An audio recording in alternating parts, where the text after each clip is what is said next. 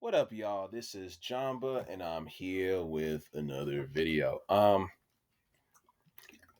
don't think I've ever commented on this guy in the Jambaverse.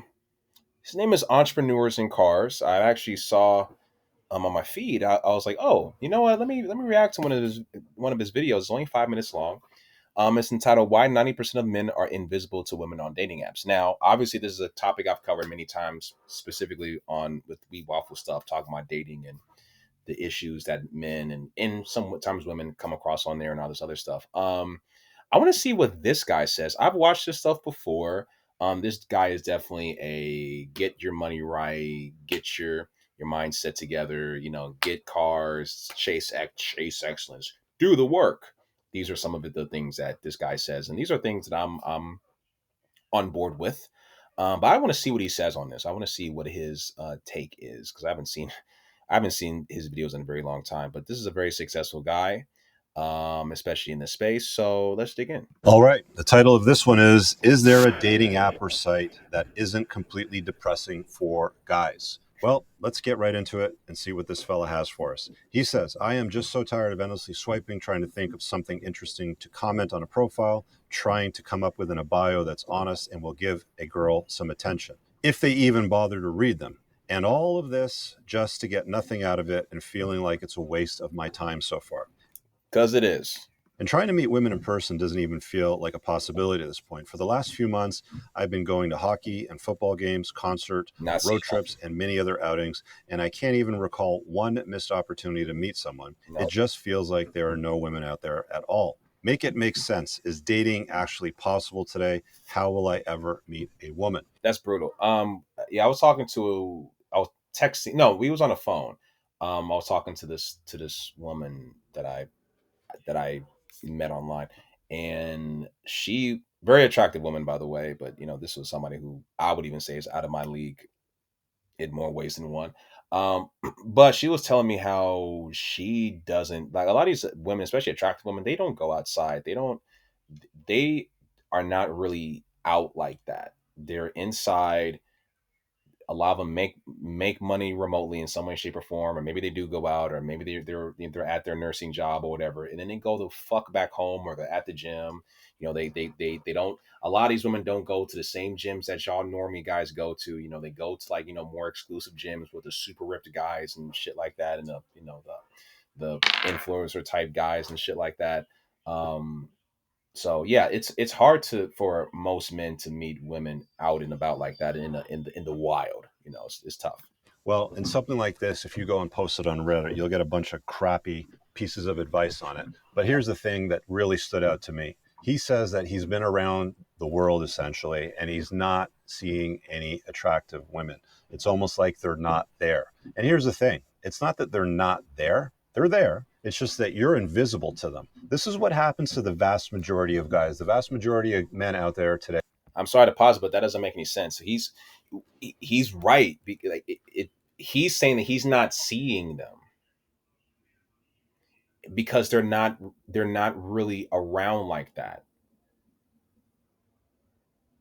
Let's allow this man to continue. Are plugged in beta males. If you're on my email list, I break that down into 4 quadrants. I'll put a card up on the top right for the podcast that I talked about with the 4 quadrants and what an unplugged beta male is versus an unplugged alpha. Women will avoid you. They will not notice you. You will essentially seem invisible if you're not a top shelf guy.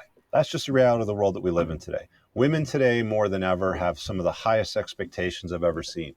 They don't have standard expectations that your grandmother or your great grandmother had of a man back in the day, like, Or even your mother.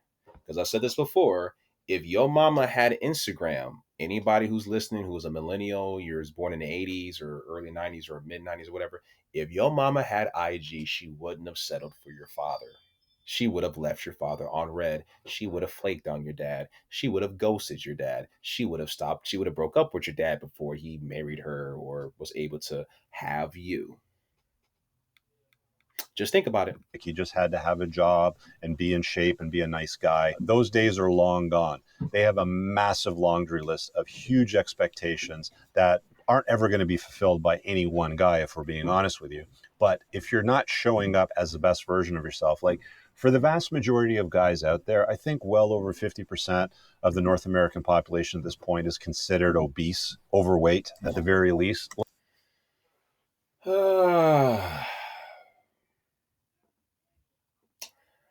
I'm willing to bet you that the man who sent the email isn't. I'm pretty sure he's not an obese guy.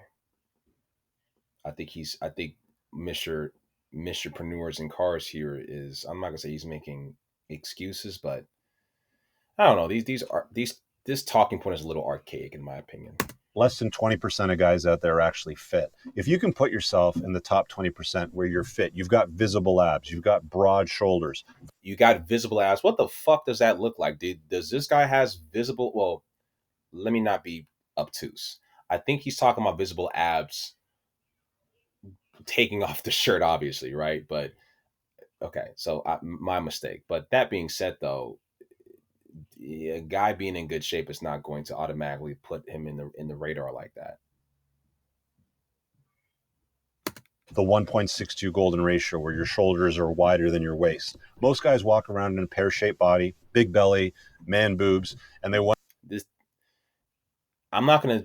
I don't know if if he's right on the most, but it's not as many as I don't think as what he's trying to make it out to be. There's far more men in the gym than there are women. wonder why they're invisible to women. Start there. Start by getting into a gym. Start by learning competency skills like fight skills. Go to a dojo, learn how to fight, pick up a skill. It doesn't matter if it's jujitsu, boxing, whatever you happen to like, learn competency skills because a man that has a capacity for violence is certainly an attractive man. The man that says that he's a peaceful man but has no capacity for violence is basically a weakling. At the end of the day, women choose. I agree with those two things, but I would say to do those things more so for yourself, not for the purpose or the end goal of getting a woman. I think you should go and do boxing or jujitsu or something like that, so you can be able to defend yourself, so you can learn that new skill for your self discipline. You know, to stay in good shape, to stay healthy or something like that. You know, just I think it keeps your mind sharp. Um, you know, so he's not wrong. He's right on this. I just don't like for it for be the main purpose of it to be to get women. You know what I mean? The best men that are out there. I've said this before, they wait at the finish line and they pick the winner. Sometimes you can get to the finish line as a winner, and a lot of those gals at the finish line have been run through, for being perfectly honest. So you have to be discerning in your taste once you get to the finish. This is another red pill talking point. The whole waiting at the finish line thing. You're doing some work in here, man. Oh, I'm reacting. Oh. Yeah, I'm now I'm reacting to some video. No, you good. You good. Now I'm over at my aunt's house. I was my cousin, y'all. Um, what was I saying? Oh, the whole finishing. I I don't agree necessarily with the whole you wait at the finish line thing. Only because what is that finish line? What does that mean? Because there's too many men who don't accomplish anything or don't accomplish a whole lot and are having their way willy nilly. No pun intended. You know what I mean?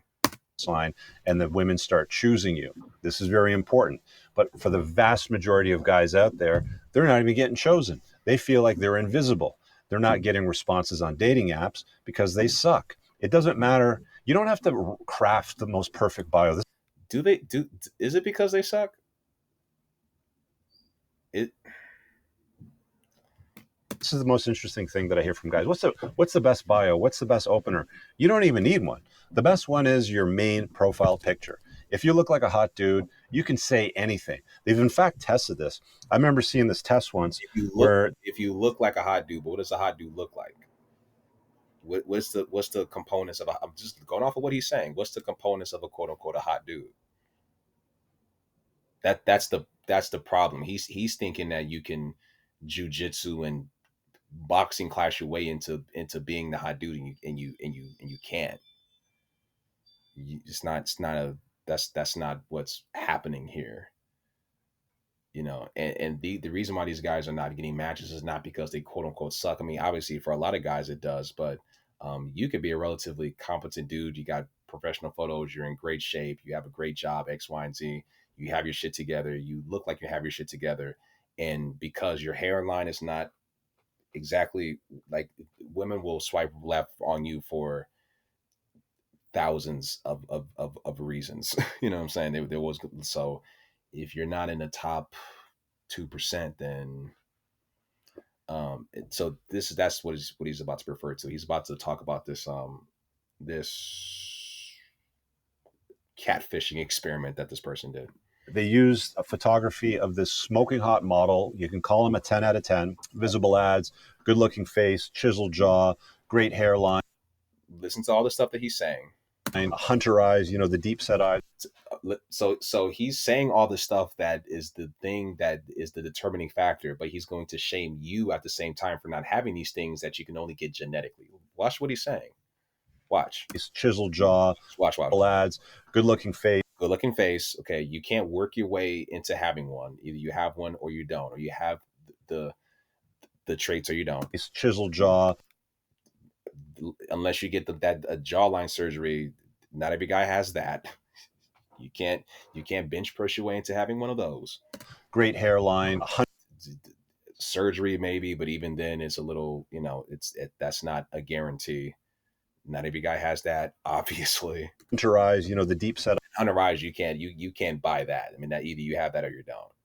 You can't buy yourself a whole new fucking skeletal structure. So all of what he's saying, it's like he's saying one thing, but he's also trying to shame you into believing that you can also achieve. You can get close to achieving something like that when it's not in the cards for you because genetically you're just not at that level.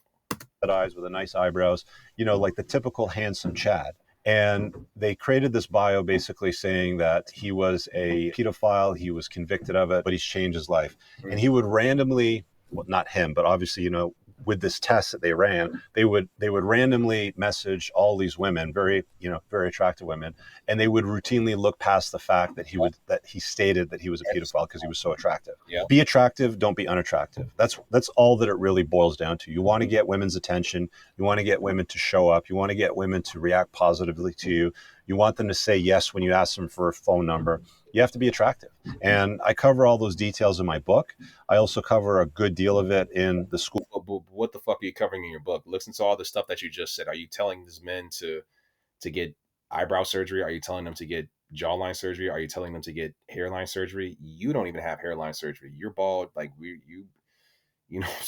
So this guy's a bald guy. You can look in his little icon there. He's a bald guy. So nothing wrong with it. It's whatever. But so what's in this ebook that's going to help these guys out if you just told all the things that matter. You laid it all out there, the hunter eyes, all this other stuff. Like what's in the book that can help them achieve that look?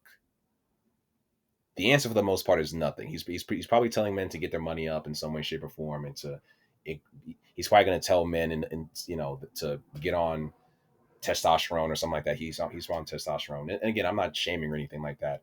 And get into the gym and get their money up and buy cars and learn kung fu or some shit. But not the stuff that is actually important, like truly important, like for what it is that we're talking about here. School of Unplugging. I created that for you guys specifically so that you can get the best information possible to level yourself up. So you should go to the top pin comment, check it out, and get enrolled over there to go through all that material. There's over 30 hours of video content to fix problems like this. But it's going to Part of the grift, you guys. Part of the grift. Nothing. I'm not shaming it. Wheat Waffles got his grift. John Anthony got his grift, and Entrepreneurs and Cars got his grift as well. I don't have a grift yet, but maybe I will. Maybe I'll have the Book of Jamba out soon. require work. The vast majority of what you need to do is dressed in overalls, and it absolutely looks like work. And the good news for the guys that are willing to do it is you will level up and you will get the results that you want. The vast majority of guys will do nothing with it. It's not true. It's not true. They're going to sit there and whinge and whine and complain about why girls don't want anything to do with them. You guys let me know what you think. Oh, here comes the grift. Okay, so I'm going to dig into these comment section. I want to see if anybody from these comments spotted out what he's saying on the back end of because again, the middle chunk where he talked about all the stuff that the dude had from the catfishing experiment, that's the difference maker. But then he just kind of scapegoated and overlooked that and went back to the grifting and talked about you being the most the best version of yourself, all this other that Goku shit. Let's see.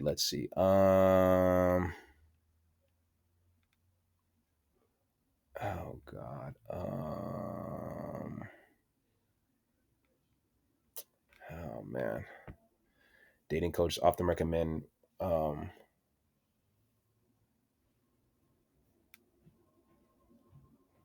Let's see.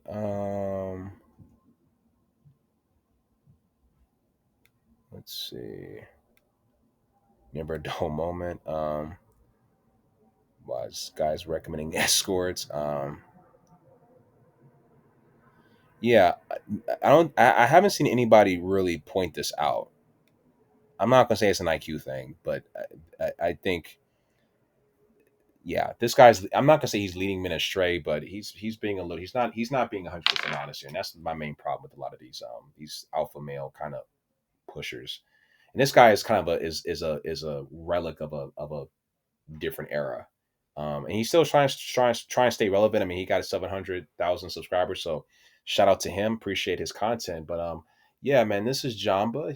Just doing this, reacting to shit. You know what I'm saying? But all right, y'all, like and subscribe, and I'll be back with more content very soon.